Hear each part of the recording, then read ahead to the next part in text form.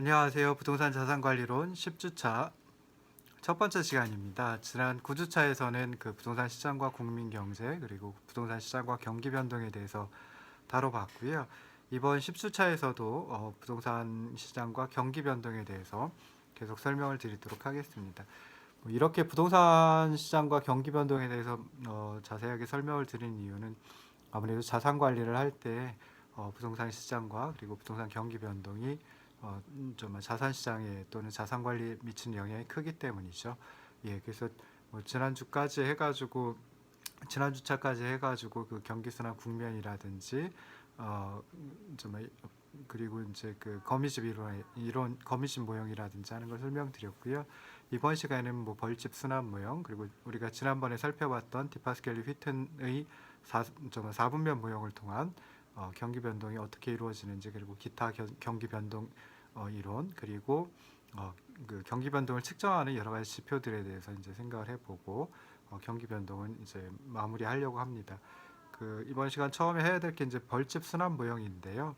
뭐 부동산 시장 경기 순환도 일반 경기처럼 크게 뭐 회복, 상향, 후퇴, 하향의 그 주기로 움직인다라고 생각해 볼 수 있습니다. 근데 이제 얀센 등의 1994년 이제 연구에서 부동산 경기 순환을 벌집 순환 모형으로 이제 체계화했습니다. 그래서 얀센하고 크로이트 그다음에 니덤이라고 하는 세 학자가 허니컴 사이클 인 리얼 이스테이트라고 하는 논문으로 이제 발표를 했습니다. 그래서 허니컴 사이클 모델 이게 이제 벌집 순환 모형의 이름이죠. 그래서 벌집 순환 모형에서는 부동산 시장에서 거래량과 가격을 주로 살펴봤는데 거래량과 가격의 관계가 6개의 전환점에 의해서 벌집 모양의 시계 반대 방향으로 순환하면서 변동한다라고 설명하는 모형이 바로 이제 벌집 순환 모형입니다.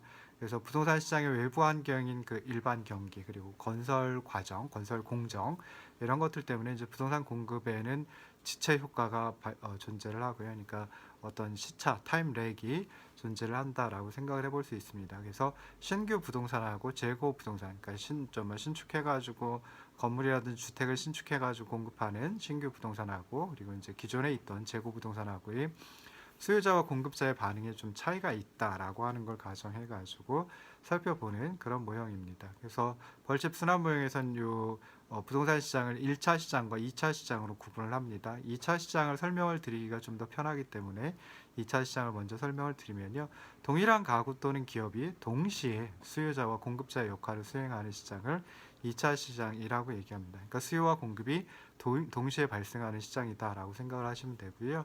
그 기존 주택을 매도하고 그리고 다른 주택을 매수하기 때문에 수요와 공급이 동시에 일어난다. 그래서 결국 수요량과 공급량이 일치한다. 즉 거래량이 일치한다라고 생각하시면 됩니다. 그래서 2차 시장에서는 뭐 그 거래량이 증가하고 거래량이 감소하고 이게 이제 어떤 분석에 초점이 되고요. 그리고 수요량과 공급량의 차이가 없으니까 뭐 수요량이 공급량보다 더 크냐 적으냐 뭐 이런 거 이제 생각을 해보지 않습니다. 기존 주택을 매도하는 게 이제 2차 공급이라고 생각해 볼 수 있고요. 2차 시장에서 그 다음에 다른 주택을 매수하는 건 2차 수요라고 생각을 해볼 수 있습니다. 그래서 2차 시장은 가격보다는 결국 거래량의 변화에 영향을 미친다. 그리고 전체 거래량에서 차지하는 비중이 뒤에 설명드린 1차 시장보다 크고 그다음에 공급이 좀 비탄력적이다라고 알아두시면 좋을 듯 싶습니다. 다음에 이제 1차 시장인데요. 1차 시장은 수요자와 공급자가 일치하지 않는 시장을 의미합니다. 그러니까 수요와 공급이 독립적으로 이루어지는 그런 시장이다라고 생각하시면 되고요.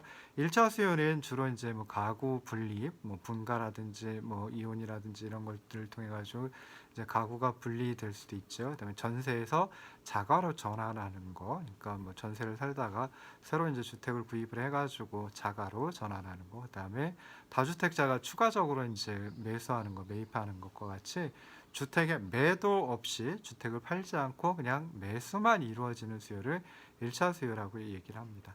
1차 공급은 뭐 간단합니다. 그래서 신축 주택이 공급되는 거 생각하시면 되고요. 그 다음에 또 어떤 경우에는 이제 추가적으로 주택을 매수하지 않고 매입하지 않고 그냥 단순히 주택을 매도해서 생기는 공급, 이것도 이제 1차 공급에 들어간다라고 생각을 하시면 좋을 듯 싶습니다. 그래서 그 92쪽에 그림을 보시면 좀 복잡한 그림이 있는데요.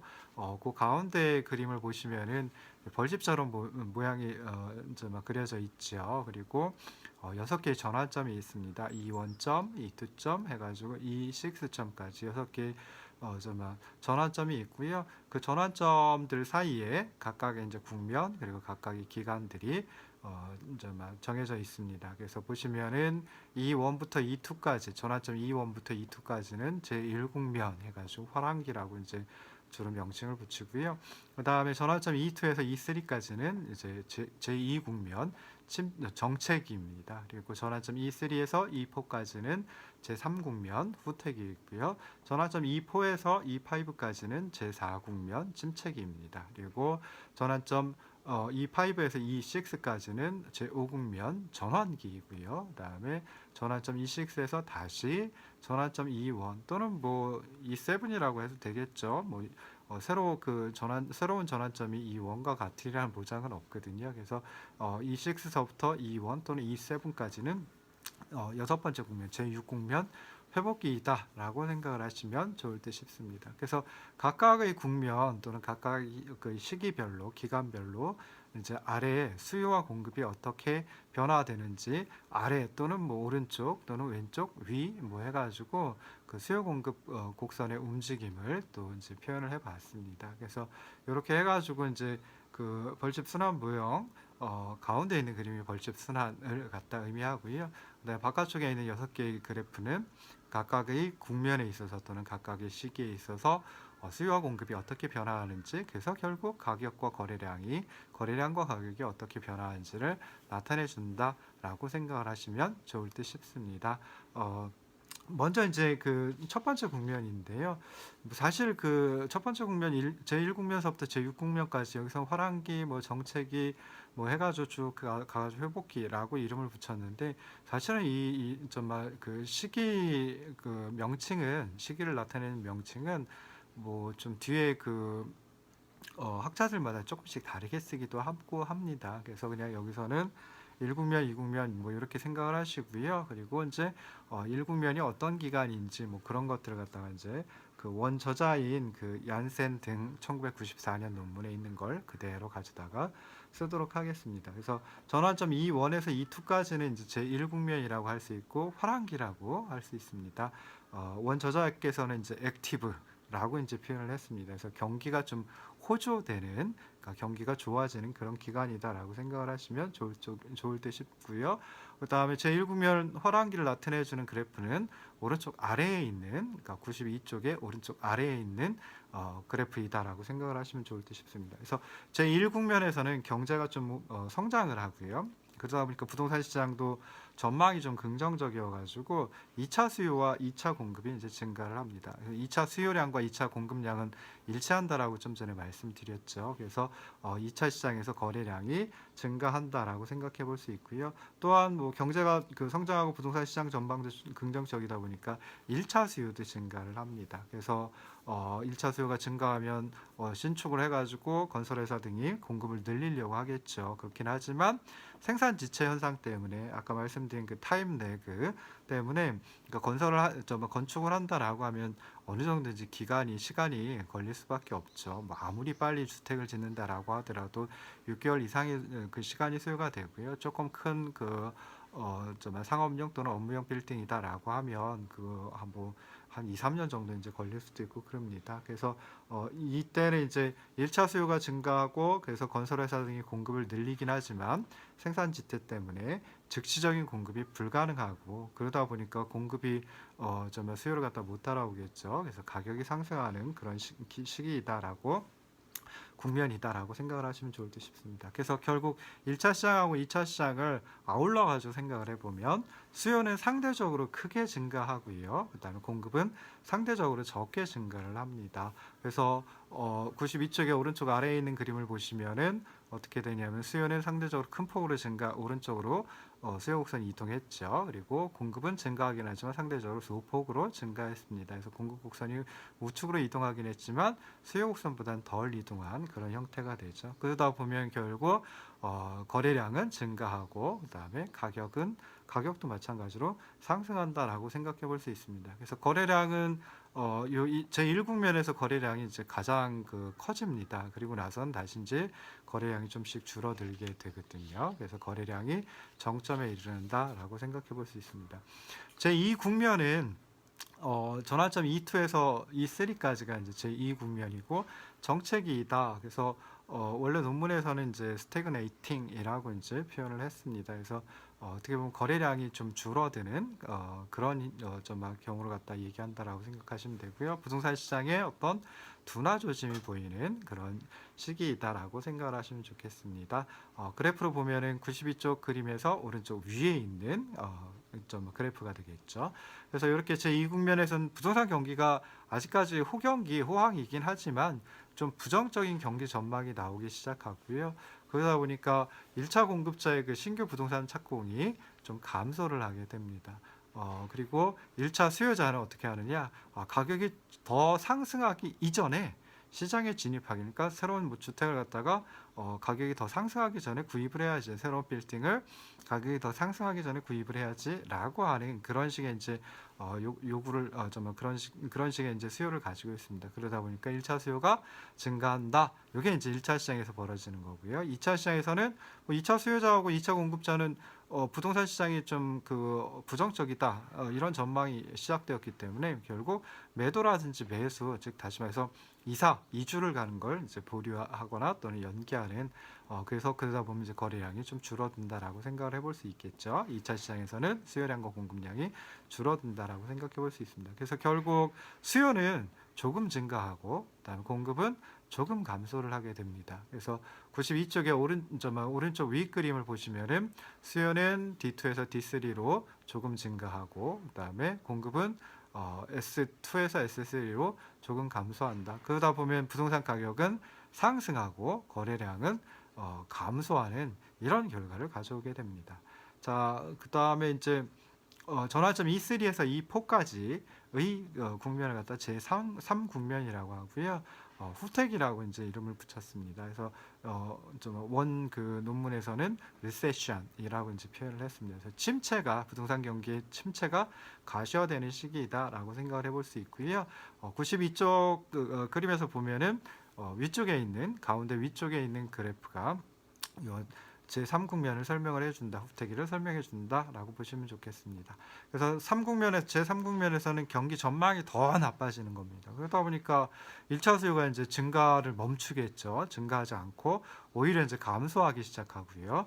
그다음에 1차 공급자 같으면은 시장 진입, 그러니까 새롭게 건축하는 거, 신축을 하는 걸 기피하긴 하지만 생산 지체 때문에 이미 이전 시기에서 착공된 신규 주택은 완공이 돼가지고 계속 공급이 될 수밖에 없습니다. 그래서 1차 수요와 1차 공급의 양은 비슷하지만 2차 시장에서 2차 수요와 2차 공급은 경기 전망이 더 나빠지기 때문에 계속 감소한다라고 생각해 볼 수 있습니다. 그래서 결과적으로 보면은 수요는 감소하고 공급도 감소하는데 감소폭이 비슷하다라고 생각해 볼 수 있고요.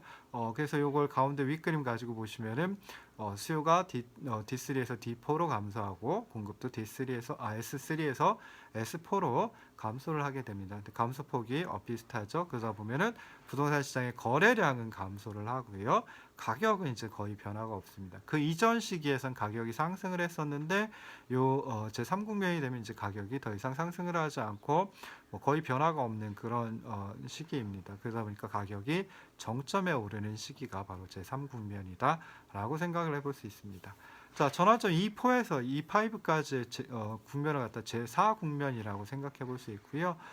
침체기다라고 이름을 붙여봤습니다. 그래서 그 논문에서는 inactive라고 이제 표현을 했고요. 침체가 본격화되는 부동산 시장에서 또는 부동산 경기에서 침체가 본격화되는 시기이다라고 생각을 해볼 수 있습니다. 그래서 이 시기 같으면은 이제 경기가 침체를 하다 보니까 1차 수요가 빠르게 감소를 하고요. 그러니까 오히려 그 자가주택을 가지고 있다가 전세로 전환을 한다든지 이런 식이 되겠죠. 그래서 매각하고 전세로 전환한다든지 그러면 이제 1차 수요가 빠르게 감소를 하고요. 1차 공급자의 신규 부동산 공급도 감소하긴 하지만 근데 이전 시기에 착공해 가지고 요 시기 제4국면에서 침체기에서 완공돼 가지고 공급되는 물량이 있기 때문에 감소하긴 하지만 조금 감소한다라고 생각해 볼 수 있습니다. 2차 시장에서 2차 수요와 2차 공급은 시장 상황에 의해서 이제 굉장히 빠르게 감소할 수 있겠죠. 그래서 결과적으로 보면 수요는 상대적으로 크게 감소하고 공급은 상대적으로 수요에 비해서 적게 감소하기 때문에 감소한다. 그래서 92쪽에 왼쪽 위 그림을 보시면 수요는 D4에서 D5로 크게 감소를 하고요. 공급은 감소를 하긴 하지만 S4에서 S5로 조금 감소한다라고 생각을 해볼 수 있습니다. 그러다 보면은 부동산 가격은 하락하고 거래량은 감소하는 이런 결과를 가져오게 됩니다. 전환점 E5에서 E6까지의 국면은 이제 제5 국면이라고 할 수 있고요. 이 시기는 이제 이름을 전환기라고 붙여봤습니다. 그래서 원래 논문에서 이제 터닝 이라고 이제 얘기를 했거든요. 그래서 전환기이고요. 이 전환기는 이제 저점을 탈피해가지고 다시 거래량이 증가하는 그런 시기이다라고 생각해 볼 수 있습니다. 그래서 왼쪽 아래 그림이 제5 국면을 나타내주고 있는데 제5 국면에서는 부동산 경기가 불황이긴 합니다. 그렇지만 솔솔 경제적 낙관론이 이제 나오기 시작하는 시기이고요. 그러다 보니까 1차 수요, 그러니까 새로 주택을 매입하려고 하는 또는 건물을 매입하려고 하는 1차 수요가 증가를 하고요. 1차 수요가 증가하는 걸 보고 또 신규 주택 착공이 늘어나고요. 그 다음에 늘어나서 1차 공급이 증가하고 그 다음에 경제적 어려움에 직면한 가구 기업들이 이제 물량을 내놓습니다. 주택이나 건물 물량을 매각하려고 내놓기 시작합니다. 그래서 1차 공급이 증가하는 그런 시기이다라고 생각해 볼 수 있습니다. 그리고 2차 수요와 2차 공급도 다소 증가한다라고 생각해 볼 수 있습니다. 결과적으로 보면은 1차 수요보다는 1차 공급이 많아지기 때문에 수요가 상대적으로 적게 증가하고요. 공급에 비해서 상대적으로 적게 증가하고 공급은 상대적으로 크게 증가를 하기 때문에 크게 증가를 합니다. 그래서 왼쪽 아래 그림 92쪽의 왼쪽 아래 그림 아래 그래프를 보시면은 수요는 그 D5에서 D6로 상대적으로 적게 증가하는 대신에 공급은 상대적으로 S5에서 S6로 크게 증가를 하죠. 그러다 보니까 부동산 가격은 하락하고 거래량은 증가한다라고 생각해 볼 수 있습니다. 자, 마지막으로 이제 제6국면 전환점 E6에서 E1 또는 E7까지의 국면이 제6국면이라고 할 수 있는데요. 자, 제6국면은 회복기 원 논문에서는 리커버링이라고 이제 표현을 했습니다. 그래서 회복이 좀 가시화되는 그런 시기이다라고 생각해 볼 수 있습니다. 그래서 6국면에서는 경기 전망이 더욱 좋아지기 때문에 1차 수요가 증가를 하고요. 1차 공급도 1차 수요 증가한 만큼 증가를 하겠죠. 그러다 보니까 이제 가격이 안정되고요. 2차 시장에서는 이사 계획을 미루었던 가구와 기업이 이사 또는 이주를 시작함에 따라서 2차 수요와 공급도 2차 공급도 증가한다라고 생각해 볼 수 있습니다. 그래서 요 제6국면에서는 1차 수요와 1차 공급의 양은 비슷하지만 2차 수요와 2차 공급 똑같죠. 근데 계속 증가하는 시기이다. 그래서 결국 수요도 증가하고 공급도 증가하는 시기이다라고 생각해 볼 수 있습니다. 그래서 가운데 아래 그림을 보시면 수요가 D6에서 D7으로 좀 크게 증가를 하고요. 공급도 S6에서 S7으로 비슷하게 크게 증가를 합니다.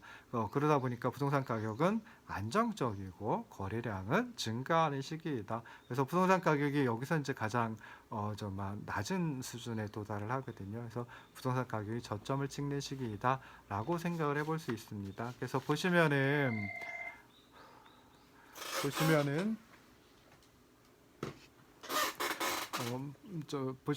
그 1국면 제1국면을 보시면은 거래량이 가장 커지는 시기라고 했죠. 그래서 거래량이 정점을 이루고요.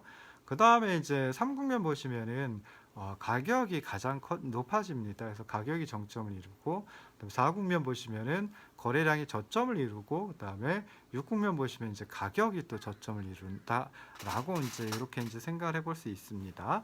자, 93쪽의 아래 그림 보시면 이 벌집 순환 모형이 각 국면에서 나타나는 수요와 공급의 변화 그리고 그거에 따른 가격과 거래량의 변화를 정리를 해보았습니다. 그래서 표가 조금 복잡하죠. 복잡하긴 하지만은 그냥 그 DP, SP 해가지고 아래 첨자로 P가 붙어 있는 것은 프라이머리 1차 시장을 의미한다라고 생각하시면 되고요. 그 다음에 아래 첨자로 S가 붙어 있는 것 DS, SS 해가지고 아래 첨자로 S가 붙어 있는 것은 2차 시장, 세컨더리 마켓을 갖다 의미한다라고 생각을 하시면 좋을 듯 싶습니다.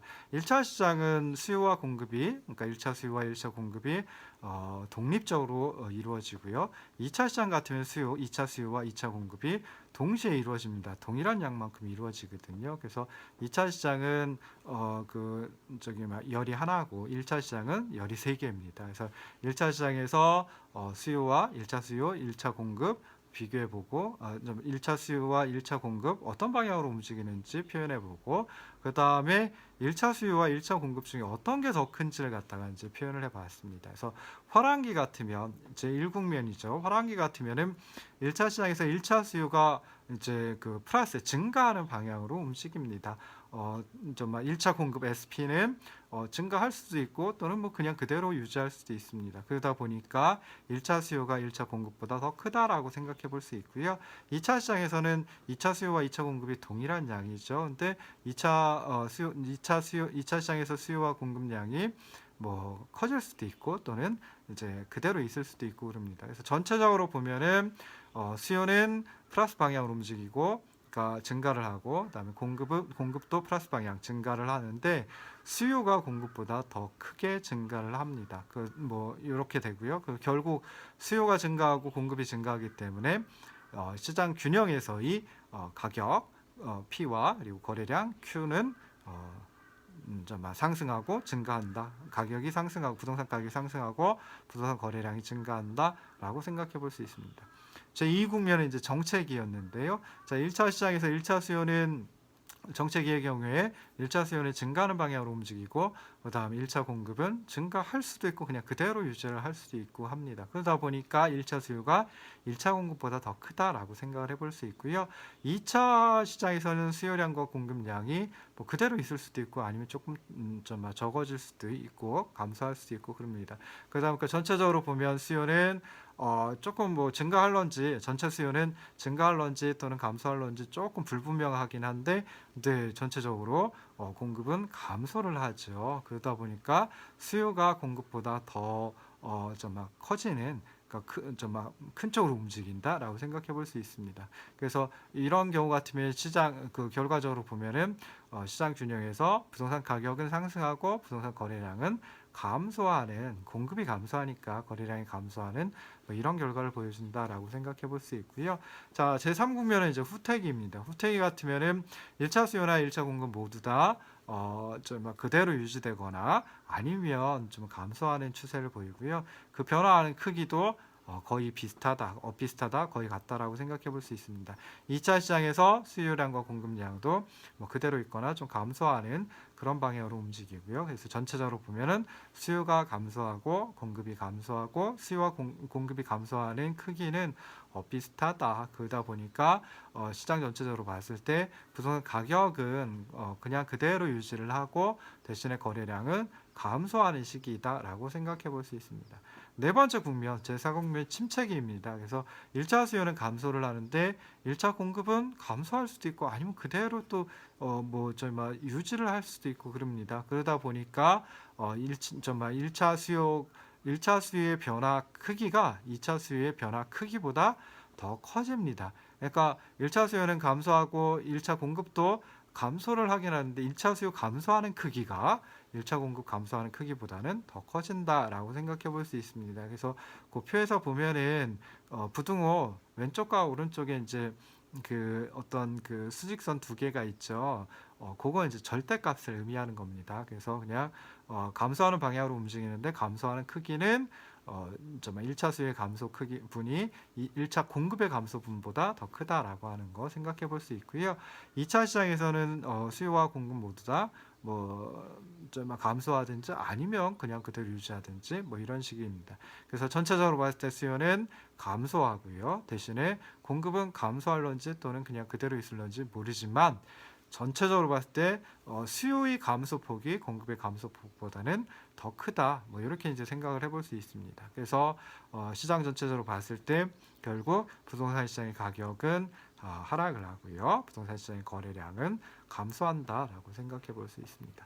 제5 국면은 전환기입니다. 그래서 1차 수요는 이제 마이너스에서 그러니까 감소 추세에서 증가 추세로 변화를 하는데 뭐 그냥 그대로 유지할 수도 있고 아니면 조금 증가할 수도 있고 이런 식입니다. 근데 1차 공급은 확실히 증가를 하겠죠. 그래서 1차 수요보다는 1차 공급이 증가하는 크기가 더 크다라고 생각해 볼 수 있습니다. 2차 시장에서 2차 수요와 2차 공급도 마찬가지로 감소는 하지 않고 그대로 있거나 아니면 조금 증가하는 그런 결과를 보여주게 됩니다. 그래서 전체적으로 봤을 때 수요는 그대로 있거나 조금 증가하는 형태이고 공급은 좀 크게 증가하는 형태. 그래서 수요보다는 공급이 더 많이 움직인다, 더 크게 움직인다라고 볼 수 있고요.